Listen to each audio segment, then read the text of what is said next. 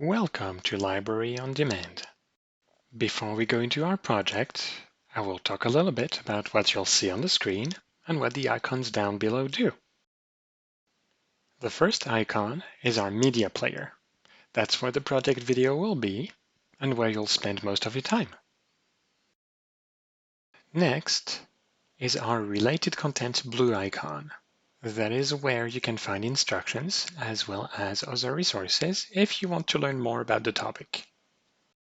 And finally, our questions and answers field. Here, you can send us your questions and we will get back to you. So if you get stuck during the project or have other Makerspace related questions, you can ask them here. All these windows can be moved around or minimized, so just make it most comfortable for you. Enjoy your project!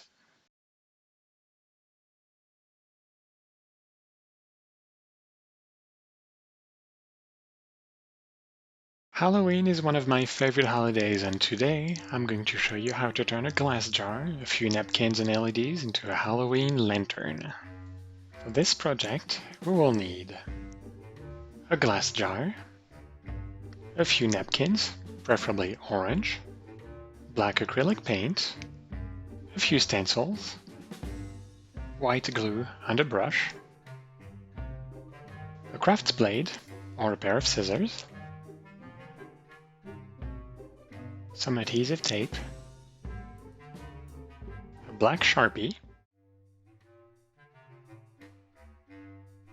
Let's start by unfolding our napkin and separating the layers. Start from one corner of the napkin, working your way towards the center, and then just move to another corner until you've separated both layers. Do the same with at least another napkin until you have at least 4 layers to work with. Grab a corner of your napkin and tear a wide strip as straight as possible. Keep doing this until you've turned the whole napkin into strips, and then move on to another napkin until you have a nice fluffy pile of napkin strips. Now let's get ready to glue these strips to your jar. Grab your brush and squeeze some white glue on it. Start dabbing glue across the whole jar, covering a section as wide as your whole paintbrush. Add glue as you need to cover a whole section from the mouth to the bottom of the jar. It doesn't need to feel wet with white glue, just nice, uniform, tacky layer of glue for the napkins to stick to. Once you have a nice section of glue in place, grab a strip of napkin paper and stretch it across that section of glue. Your napkin strips are a little fragile, so tap them gently in place so that they don't tear. Once you get to the mouth of the jar, use your fingers to gently tap the napkin strip between the grooves for the lid. One down, plenty more to go. Grab another napkin strip, apply it to the bottom of your jar, tapping it nicely in place without tearing it up, and as you go along, add more glue using your brush and the white glue. Then keep adding more strips until you have covered the whole jar. The technique we are using today is called découpage. Basically, we are decorating any kind of object with glue and paper cutouts. If you wanted, you could also just use glitter, leaves, anything that looks really nice to decorate anything you want to decorate. It's all fair game, as long as you can get it to stick to that nice, tacky layer of glue. And just like that, we are already halfway through adding napkin strips to our jar. If you made a DIY spellbook with us before, you might have recognized the glue technique I've been using to add glue to the sides of the jar. If you didn't get a chance to make a DIY spellbook with us, using a notebook, glue, and tea bags, go ahead and go to jocolibrary.org and check the Library on Demand's Makerspace and Maker Project sections. We have plenty of projects for you there.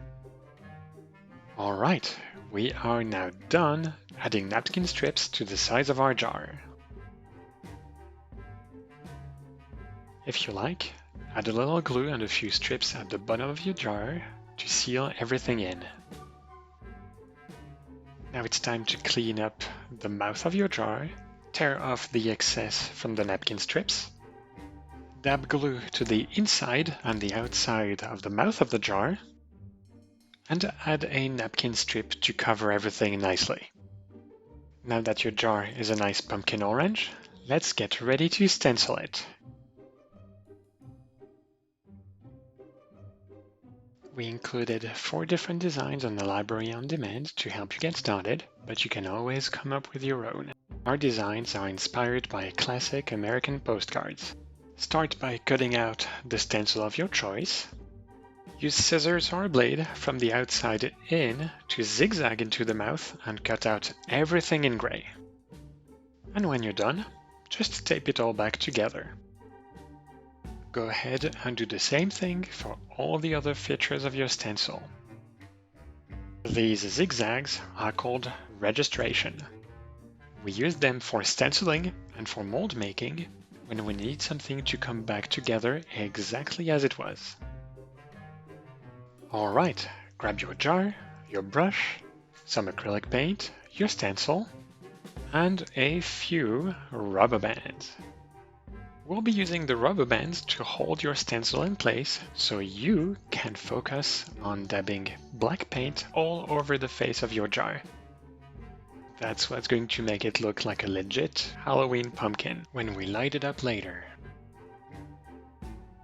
Just make sure your stencil is nice, flat, and tight against the face of your jar.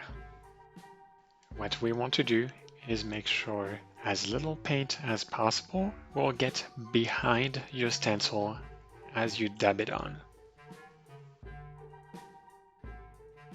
Is your stencil secured in place? Perfect! Grab your acrylic paint, squeeze some paint on your brush, and dab paint all over the stencil the same way you dabbed glue earlier. Add paint as needed to your brush and cover any exposed part of the napkin paper under the stencil. If you want several layers of paint on your stencil, make sure to wait for each layer to dry before adding another one. Wait a little while until the paint is dry to the touch before removing the rubber bands and your stencil. Let's start with the rubber bands. Make sure to hold them in place just in case some of the paint on it has not dried out, and carefully take them off the jar.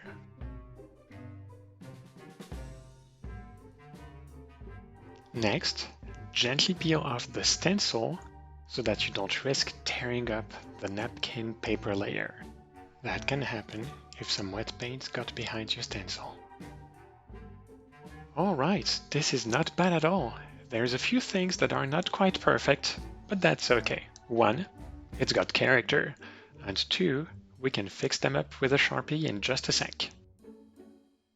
Right, so we've got a little fold line here, and a little torn paper at the mouth over there.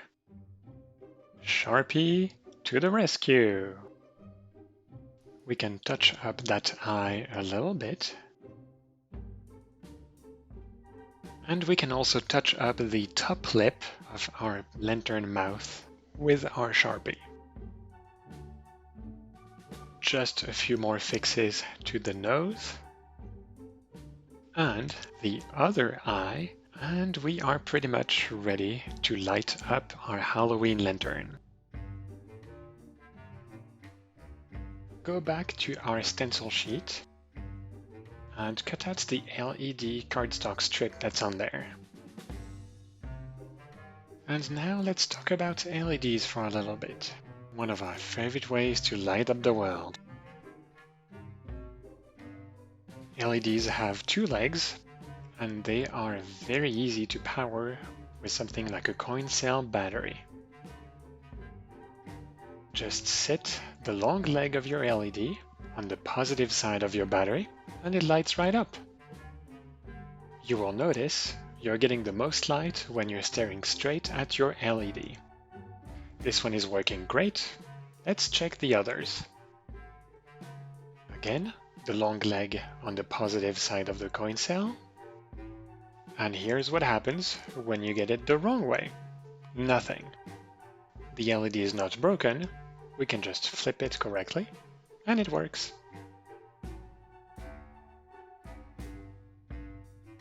Since all our LEDs are working, let's bring the LED cardstock strip into play.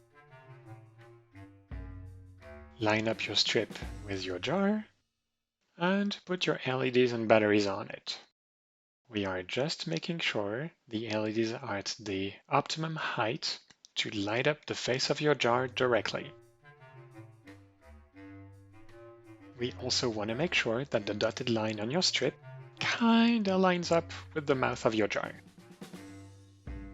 Now let's grab some tape and tape up the LEDs and their batteries in place on the strip so they don't go anywhere.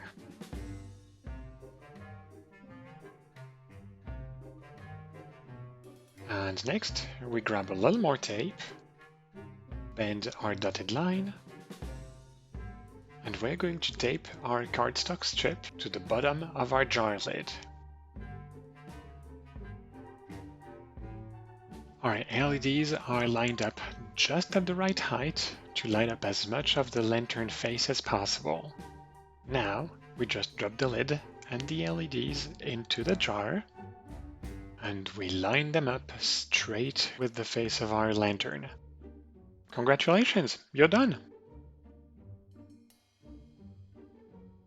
I hope you enjoyed this project as much as we enjoyed coming up with it. Remember to share your creations with us using the hashtag JokoMakes, and happy Halloween, everybody!